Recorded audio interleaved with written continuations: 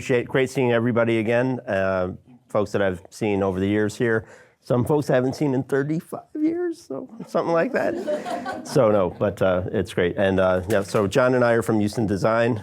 I'll let John talk a little bit more about Houston Design, but we are we're a marketing creative agency. So we specialize in doing branding, website design, graphic design for print and digital. And John can talk a little bit more about why he founded it and what he's all about. I don't know why I founded it. I got fired from my job or something. No,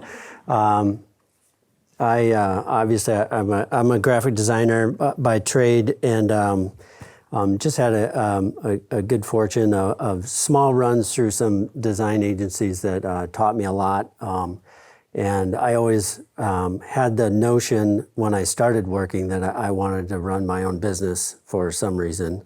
But it's been great. So it's been like 25 years, and we retain a few of our original clients. And that's what we really try and do. We try and nurture our clients along whatever path that they're on, and retain them for quite some time. And we've just been extremely fortunate.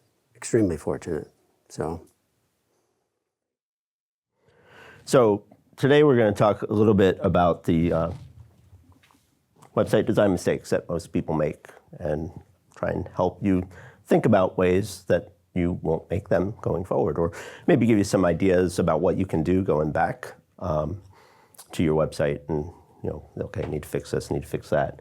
Because a lot of us, let's face it, haven't touched our websites, done any type of design work in years, right? Maybe we Frankenstein them a little bit. And I'm Steve Mintz. I've been around marketing for 30-something years in Madison, off and on a number of different companies, worked for a lot of big brands, and then had my own business for about 10 years. So, and hooked up with John about a year ago. So happy to be part of Houston Design. So anyway, real quick, who wants to give us a cost of poor web design? What's something that is a cost to having a poorly designed website? Lost leads. Anybody else? People can't find what they're looking for. Right. People can't find what they're looking for. Bad user experience, right? Anybody else? Poor SEO. Poor SEO. Poor SEO. Yep. So search engines aren't going to find you, right? Anybody else? Poor first impression. Poor first impression. Yes, first impressions do matter, right? Anybody else? Too many clicks to get what you need. Too many clicks. Yep. Clicking around, or to try and find something. Anyone else? Frustration of customers. I'm sorry? The frustration of potential customers. Yeah. You're frustrating users, which is a drag on your brand, right? Okay. So yeah, you're basically hitting all of them. Loss of credibility or trust. Your impression isn't that great. People don't trust you. It damages your brand reputation. There's high bounce rates. So someone clicks in, doesn't look like what they want, they click right out. That's going to drag your SERP result, drag you down in the rankings. Lower conversion rates. So that's going to cost you customers. And then obviously loss of clients and revenue. So just some things off the top of the head that resonate. So we said, initially, when I thought about the presentation, we talked about, 5 things, and these are the 5 things, typography, brand story, trust breakers, call to action, and AI. But, within each one of those, there's a whole number of things that are going to drag you down. So I'm going to have John talk through typography. All right. You going to run that then for me? Yeah. All right, cool.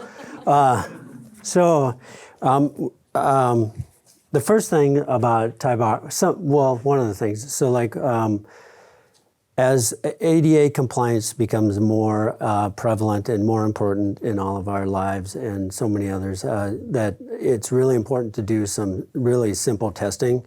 This slide is just a small nugget of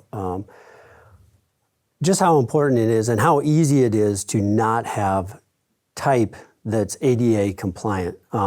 There's 2 different levels of ADA compliance. AA is really what you need to shoot for. AAA is a kind of aspirational thing. It's very hard to make it AAA compliant. But you can see that like even with normal and the only text that passes is this larger text, which is clearly, it's easy to read, right, for us, but for some, not so much. And it takes quite a bit to actually you basically almost can't have any reverse text, and you have to have super dense typography to make that work for AAA compliance. And it's just, it's something you need to do and make sure that, and we put on our tool sheet that we handed out that there's a bunch of different checkers on there that make it easy to quickly check whether your colors are in the right spot. We, just a quick scenario, like one of our clients, WEA Trust, came and their logo and their brand orange that they had, we had to completely change it because there was nothing we could do. Even on white, it wasn't compliant, so even AA compliant. So we had to densen that up. So you need to make sure that even your brand colors are in the right space. And maybe you just have to take a different approach to that.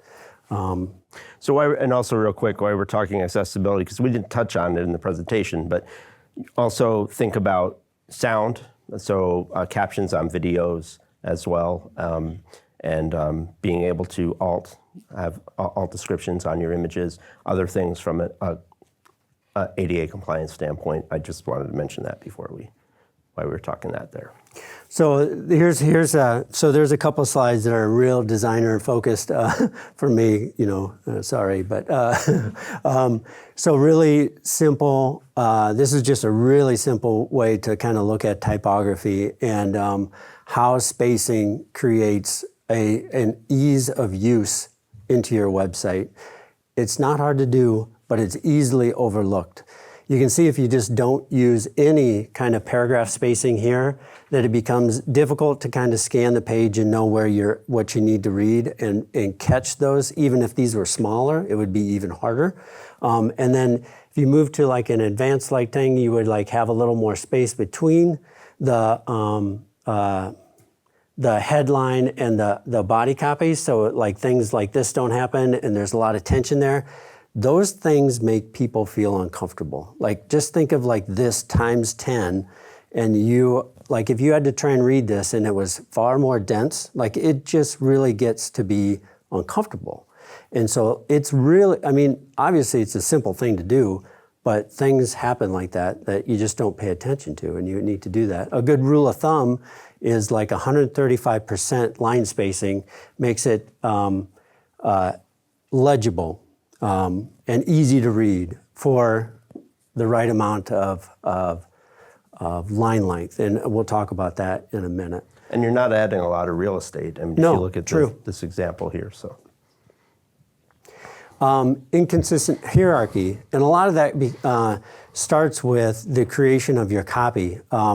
Just understanding like that, okay, well, if I just write like a table of contents, like let's just think like, okay, well, this page, the title is our services.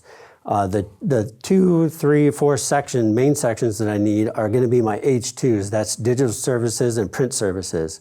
And we know that those are going to be, we need to have our sizing right. And so things cascade down the page and a viewer can quickly scan and see like where the details will land.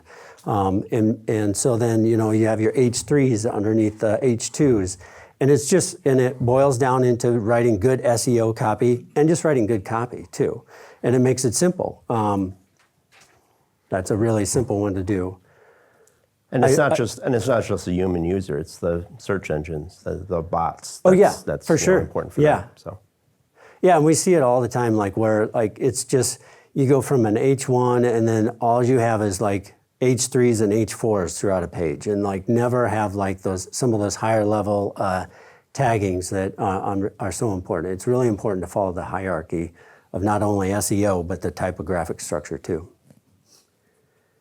Inadequate white space it's another thing about cramps. I know this is about like making people feel uncomfortable and that first impression. And this is just a simple graphic to kind of show like, okay, well this section right here is the same as this. But you can see when you start adding more space, it makes it less dense, obviously. That's important. It's not, can you imagine if this was all content that came up above the fold, to speak, like you would just be blown away. And I have some examples I'll show you, and it's like kind of crazy. But so go to the next slide. It shows a good example of, okay, well, this is kind of that structure that I had. It has this, and then it has a 2-column, and then a multi-column below that. But it's very open and airy, and it gives you a chance to like, okay, I'm going to digest here, I'm going to digest here, and I'm going to digest here. And same with our example here from our site, that just simple typography and space and letting things breathe and giving them room to operate and give them their own area. Line lengths, long line lengths compared to short line lengths. Think of it like when you're reading a book.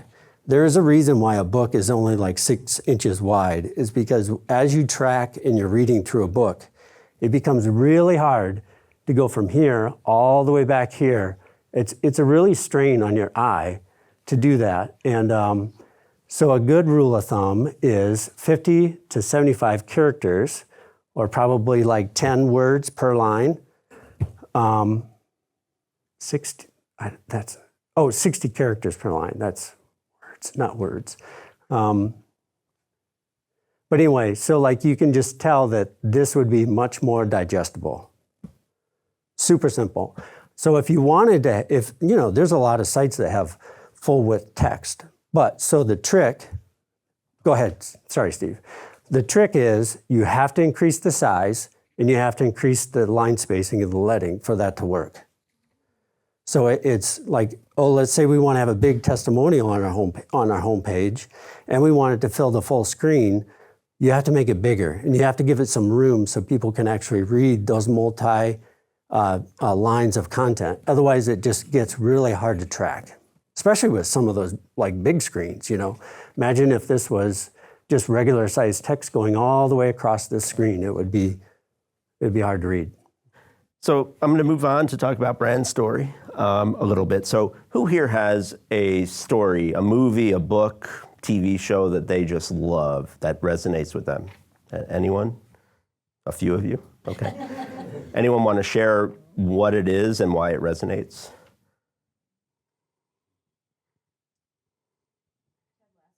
Okay. Positivity is always a lot of positivity. Love it. Great. Message really resonates then. Anybody else?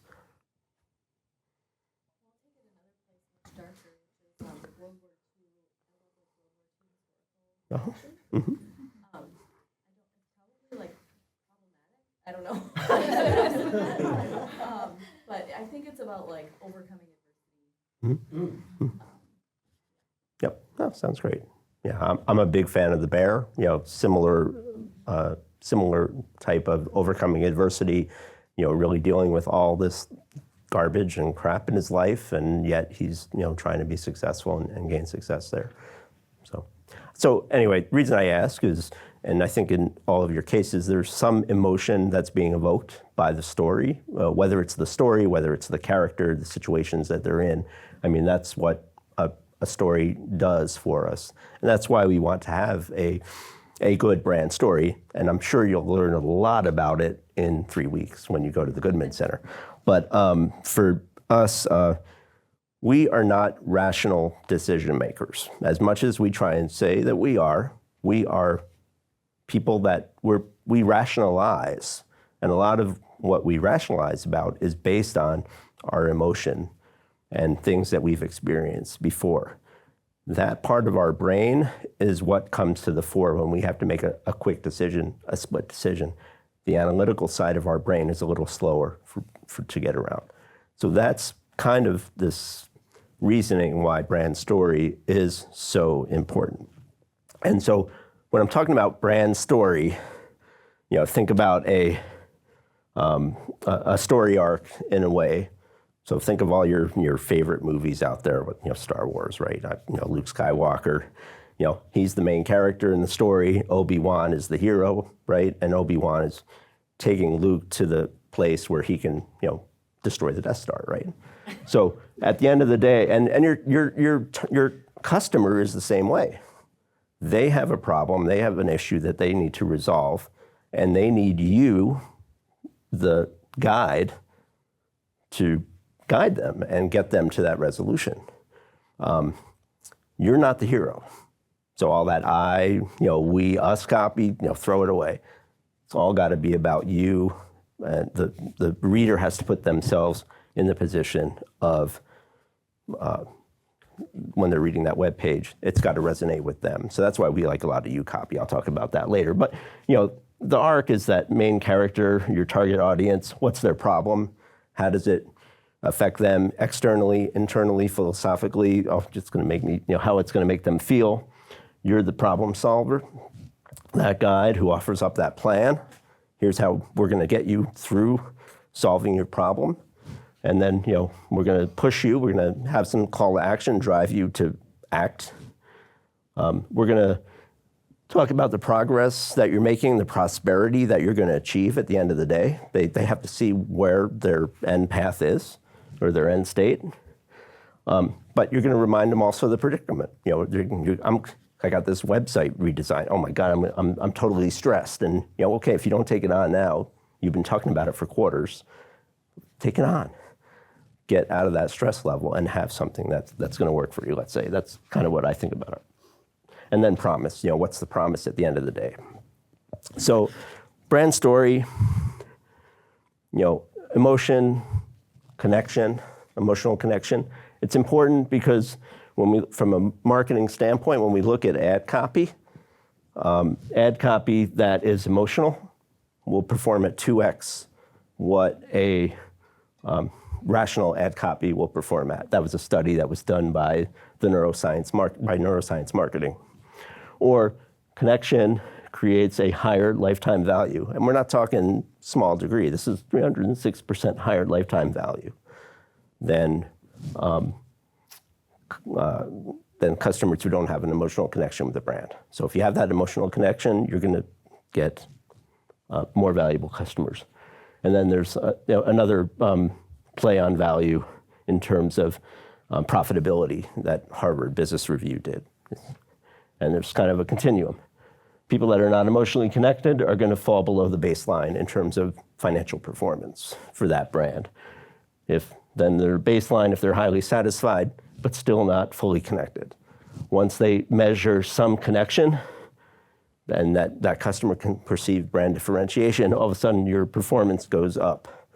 And then the greater performance is fully connected, perceiving that brand differentiation and being satisfied. If you hit on all three, great. But it's got to start with emotional connection. So build that brand story that's going to drive emotional connection.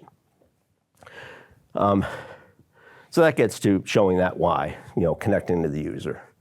So you need to be able to convey this on the web.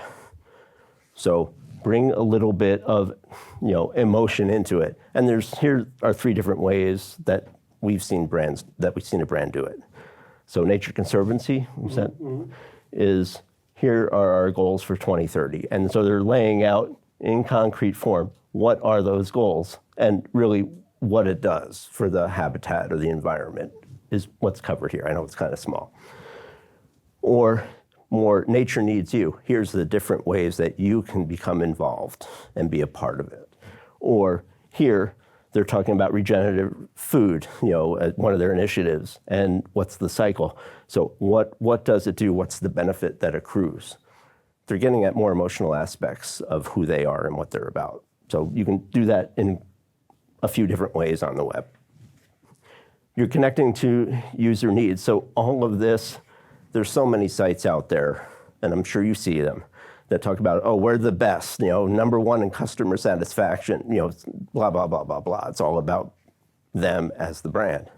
But here, talk about the user, get essential customer insights. It's not, we're providing great customer insight. It's more, hey, we're going to help you get those insights. It's helping as a guide is kind of what's implied there. And then here, see what's in it for you. And it gives 3 reasons that are customer connected there. So think about that, about your web copy. A lot of websites, especially if you're in a STEM field, are very scientific, jargon heavy. Well, actually, I guess a lot of us use a lot of jargon in our associations, right? Things like that. So, but you can overcome those complex ideas by simplifying. So this is Shine Technologies. Anybody familiar with Shine? They're talking to nuclear physicists, right? And engineers, people with that level of background. So here, Shine does a great job because they talk about their system and what it does and how it helps, but they're using words like 14 MeV neutron source for survivability testing. What the heck? Deuterium, titanium gas target. You know, I don't know what that means. For their audience, yeah, they probably know what it means, but they also have an audience of potential investors as well. People who are into nuclear fission because it's a way of reducing emissions. It's going to help the environment. They're providing copy here that simplifies, dumbs this down a little bit for somebody who's got millions but doesn't have the STEM background and wants to invest. So just a great way to simplify the complex. So make sure you're thinking about all your audiences, not just your primary audience on a website. Make sense? So providing CTA clarity, and John's going to walk through CTA in a little bit, calls to action in more detail. But here, working with Liz ensures blah, blah, blah, blah, blah, get in touch. Well, if I click get in touch, what does that mean? What's going to happen? Are they going to start spamming me? You know, I don't know what they're going to do next. Have your CTA, hey, book a demo, get 6 months free. Here's what you're going to get. And then book a demo. Okay, yeah, I know what I'm going to get. I'm going to book a demo. So we went from this to that. It's much better, a CTA. Real quick, I want to talk on trust. 70% of customers trust a business after reading positive reviews and testimonials. Showing online reviews can boost sales 270%. 92% of business buyers, B2B buyers, are buying based on review. All good facts. So why don't you have testimonials on your website? Why don't you have reviews on your website? There are many that do. There are many, much more that don't, I would say. So when you do those reviews or testimonials, don't have them be vague and generic. I'm going to slap this on everybody's website because it applies. Your business came through for us in a big way. We loved working with you and found exactly the success you promised. What do you do? You know, what kind of success did you see? You know, so do something that's a little more, I don't know, shows a little more. You know, include a rating, you know, or even just the 5 stars. Show, you know, hey, Houston Design understands the big picture, blah, blah, blah, gave it a little more specificity, and then we're proving they're real because we're showing a face, Brian, his name, his organization, and his title, Chief Communication Officer. So do a little more on the testimonials that you have on your site. Lack of proof. So there's other ways to show proof other than a testimonial, but you want to make sure that your examples of proof show that you're solving a problem, like the one that the user has. They want to, you know, are they successful? Are they, you know, trustworthy? Is that company trustworthy? Make sure what you're showing answers those questions. And you don't just need reviews. You can do case studies. You can do video testimonials. You know, a whole list of stuff you can do for reviews. Who here is asking for testimonials and reviews on a regular basis? Great. Are you getting them?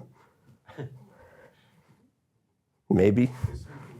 Yeah. Yeah. Yes. Offer incentives for sure. But you know, ways. Just there's in your little handout. There's questions that you can use as prompts. So when you're asking somebody for a testimonial, questions that you can ask that are going to get more specifics from that person. I love, you know, when people say, oh, can you write me a testimonial? And then they get back the vague one. So give that person a prompt or two to answer to. There might be aspects of that project that you think are good for you and representative of the things that you do. Make sure you ask about those specific things. And if you have a lot of testimonies that are talking about the success, great. But maybe if they're not talking about the experience so much, maybe those are the things that you prompt somebody about. Does that make sense?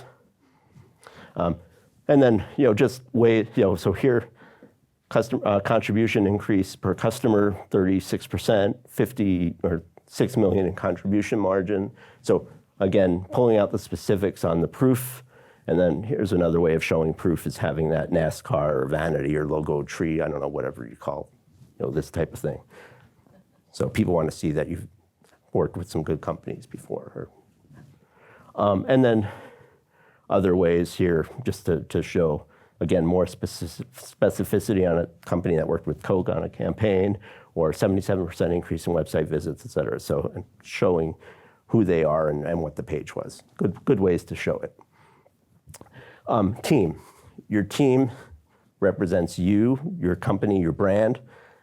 Show people your team. Have a little bit of information here, a bio or other things, areas of expertise. Have their picture, what area they're in, and then show their contact information, phone and email. Show that you're human, you're a real company. This is okay. This is the minimum, in my opinion. Just showing the people, their position, what they do. That's a minimum. But show that you're an entity that has human beings behind it and actual people at the end of the day. And then performance is another trust breaker. We talked about it a little bit. Some of you shouted it out. A load time going from 1 second to 4 seconds. You can see the difference in conversion rate declining. And then the revenue drop. So if we were averaging $50 a sale and we were going from a 1 second to a 4 second, that's over $1,000 of lost income for every 1,000 web visitors. So make sure your sites are loading quickly. Make sure that your images are compressed, make sure that your HTTP calls, you don't have too many of them. So just some things that you can do there. There's also on your handout some sites that you can use to go to for free to assess your website performance, identify the problems and issues. Then if you can fix those issues, great. If you need to call in a technical expert, you can do that. And then other silly stuff, poor spelling and grammar, spammy content, missing contact information, poor navigation, broken links, pop-up ads, being very spammy. So don't do any of that stuff, please. we're not going to show you examples. You don't know what that is. So I'll bring it back to John. Missing or poorly designed call to action. Obviously, if it's missing, that's not great. But even poorly designed call to action, Steve touched on it. Like if they don't understand what they're signing up for, like this is literally their call to action is get started now, and I don't understand what we're getting started for, or if it's the sound bites, if it's an email thing, if it's to get these videos. They also sell classes online. So I don't know if it's, and then it goes to a sign-up form to a login form for their website.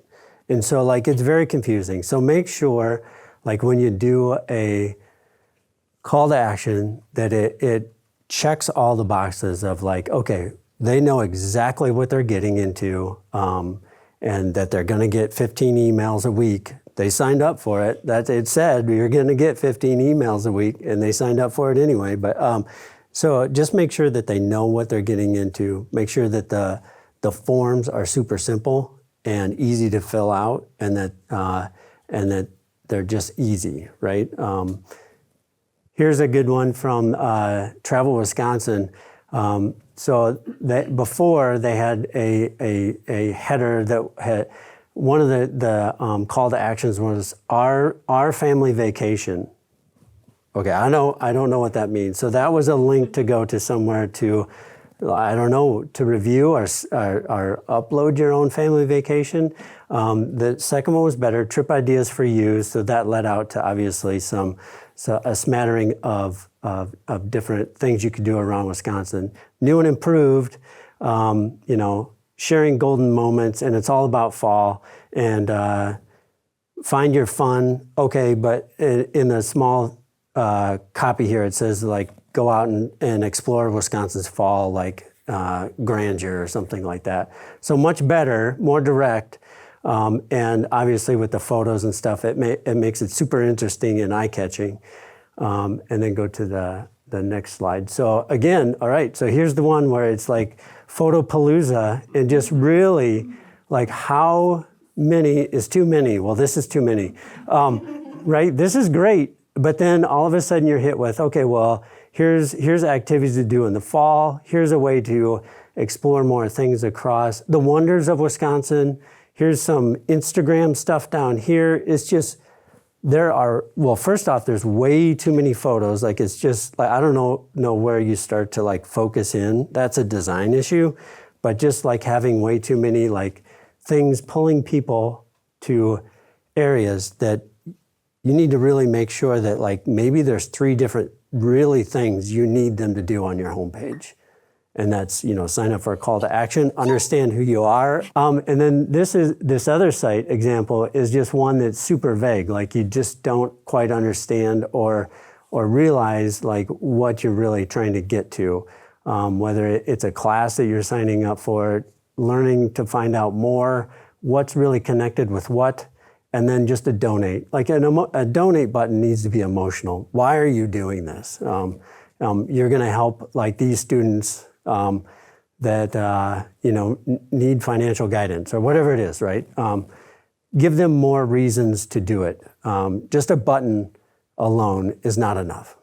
Yeah, last one is AI. I'm not going to spend a lot of time on AI. I think we all, based on a survey I did recently, over half the marketers are using AI what looks like every single day. So I'm sure we're all using it for workflow improvements, brainstorming. A lot of us are using it for copy ideas and maybe a first draft of copy that we can then go back in. But what I do want to hit on is make sure that you are taking a look for these tells, because AI is, the responses are programmed to be very formulaic. And so they're pretty much all following the same formula. I don't think I'm saying anything new there. So, but just, eliminate those areas where it's inflating the significance of whatever it is, putting out there on the screen. So plays a vital role, serves as a testament. These are just things, get rid of them. Make sure you're getting rid of those phrases. Ranges that say nothing. Our services range from strategic planning to implementation support. Well, that's not a range. There's, our services are X, Y, and Z. Just say that. Grade school summary language, in summary, in conclude, come on. So editorial insertions, it's important to know no discussion would be complete without, make sure you, again, just things to get rid of. Make sure you're reading the copy anyway, because AI says, oh, this is why I did what I did. Well, better not make that into your web copy, or better not make it in there. So just some stuff to just be aware of. I think we're all aware of those, but these are just some 3-part lists everywhere. Okay. Start, hey, can you make that a 4-part list, a 5-part list? Does it even need to be a list? Just those types of things. And then the big one at the bottom is lack of emotion. So make sure that you're injecting it. AI is your great intern. It's a fantastic intern. I would never let my intern loose on the world saying, oh yeah, go create that campaign. Don't worry, I don't need to look at it. So just make sure you're being the human, the boss, the supervisor, the adult. Okay, let me look at what it's done. Is this right? Take time to do that. So I think that's it that we have for the presentation.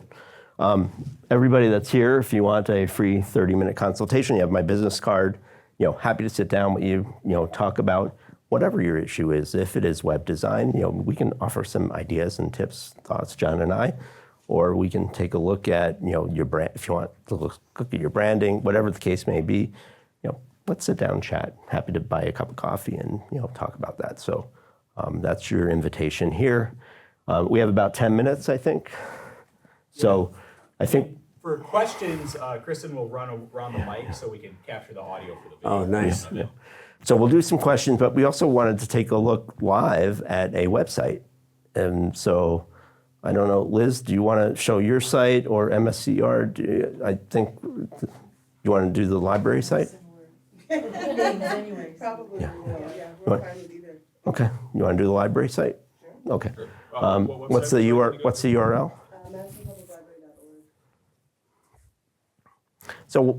So based on what you learned today, let's go through together and let's give Liz some constructive thoughts on what we're seeing.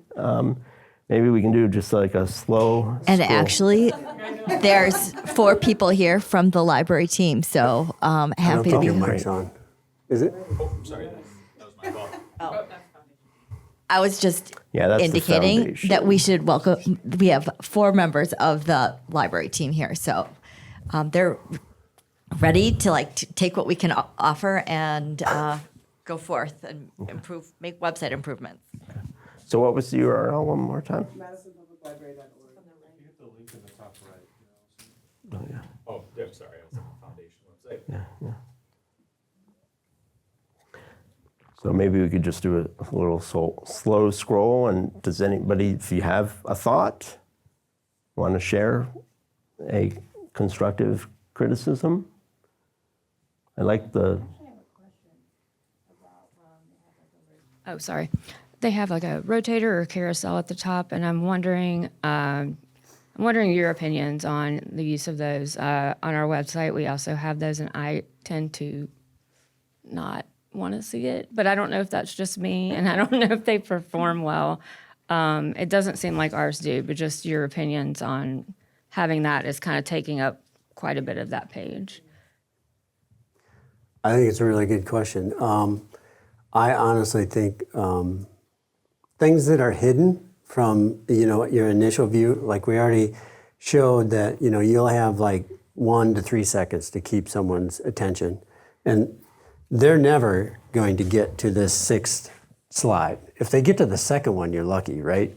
And so even like this right here, this tabbed content, I don't even know if that's valuable because it may not be attention getting enough. And so that's one of those things where you need to really focus in on what's the most important thing. Maybe this should be 2 different sections. To not have hidden content is just that to me. It's hidden. And people don't wait around. People don't always necessarily click to see that hidden content. Mm-hmm. So if it's not important, go ahead and hide it. But if it is, you best not. one thing that I think can be more impactful than having a slider is to do some type of motion graphic. So I'll put out Raven Software, their website. If you go to their homepage, I love the motion graphic that's there at the top because you can see in just a couple seconds, you can kind of get the same effect as if you were just scrolling through that thing. Oh. No, that's it. So there's just really subtle things happening there. Mm-hmm. Some video. So you can get kind of that impact of what you're hoping for with the slider, but using that motion graphic. Oh, yeah. Sorry, internet's slow in here, that's my. Yeah, no, that's all right. So anyway, but if you want to go back, we can go back to the other one. So any other thoughts as we go ahead, Addison? I was curious about the balance of the cell and then the free resources. The cell would be, could you please donate to the library, versus there are many, many free resources. Obviously, they'd love more money, but people are coming to the website for the books, the events, and all that stuff. Is there a good balance of striking with free versus buy? You can battle some attention with frequency too. So let's say if you're trying to get donations or whatever, maybe you keep it subtle on the homepage, but on all the interior pages it has much bigger prominence. frequency can have a big effect on the amount of click-throughs for whatever you're trying to achieve, right? I might also just have a donate Yeah, button and right it could up be here in the corner, so it's always there. Well, and that's frequency too, Yeah, right? yeah. It's ever constant.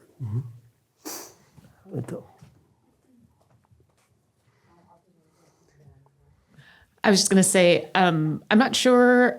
I would assume that some headings would be good for like SEO maybe and just helping people guide. But I think, when you come to the library, it makes sense to be like, okay, books, music, and film. I'm going to search that. I'm going to search that. So I don't know as far as like sort of welcoming people to the website and getting them on that like journey, maybe adding some context there to help them move through. So I see a similarity with their homepage as with MSTR's is that we actually have a lot of content as you keep going down, down, down, down, down.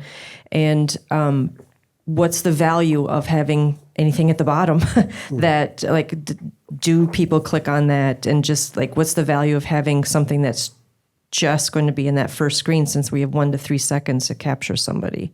I think there's definitely value below the fold. I mean, people are, you want your hero content, your most important stuff to be at the top, right? That's what people are going to see first. There's value as you go down the screen. You can take a look at, heat maps, click maps, see where people are clicking. You kind of get a sense for how far down they go.